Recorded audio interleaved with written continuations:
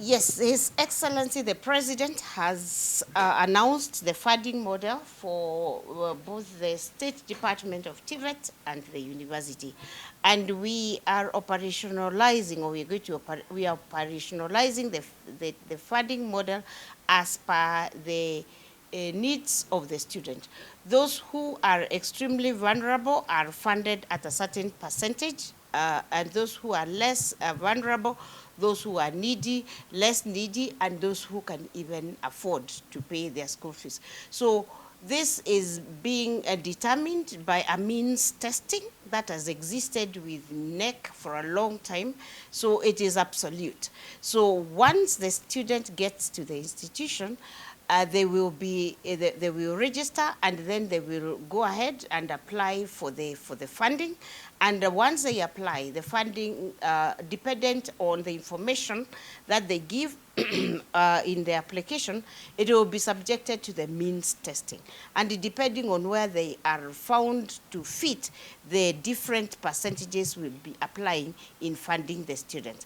Well, we will not stand here and lie to Kenyans that we have been able to fully operationalize the funding model. Of course, a new thing has its teething problems. So we may be having one or two hitches here and there, even for the students and the parents in the institutions, learning how to use technology to do the applications. So there are teething problems, but we are sure eventually, because His Excellency has already made the pronouncement, we shall be there with the funding model. Yes. Now, when is the council coming to release the pending certificates? The pending certificates and the transcripts will be released by, if not on, the 20th of December this year.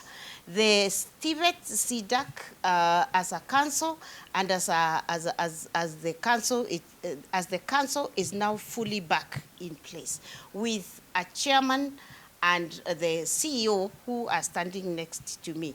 These are well-grounded gentlemen in education, and in particular in technical education. So they are working overdrive, and we have a good staff in place who are also well versed with the space.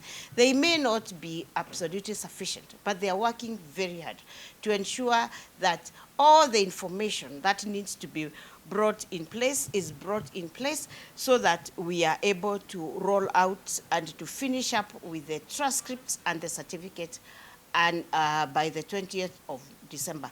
On that day, we plan and we hope to be able to achieve the plan of having a big ceremony of telling Kenyans that we have now released everything that has been pending with the CDAC, and to assure Kenyans that henceforth we will be doing our assessment and certification on time, and no other Kenyans will have to be worried about this henceforth.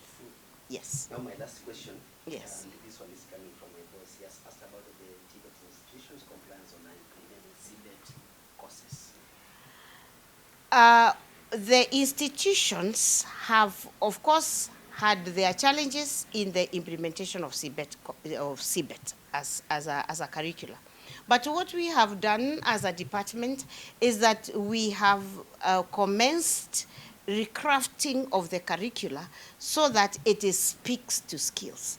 So then after that, we have gone into retouring our trainers, which is being done with the Kenya School of Tibet, and we are planning and hoping that in the next 6-7 months, by half of next year, we will also be through with retooling our trainers, both in teaching and also in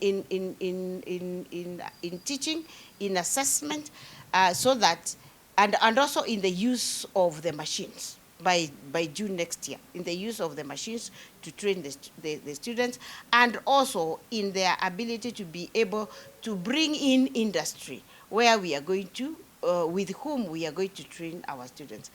So your question is on their ability. We are, like I've said, we are continuing to work with our institutions to ensure that they are in a position to be able to train our young people as they should.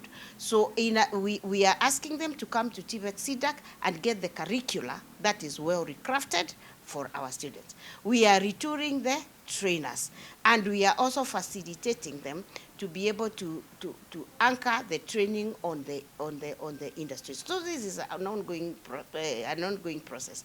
And considering that CDAC is just coming back in place as curricular developers, as assessors, and as certifiers, we would want Kenyans to give us time, not too much time.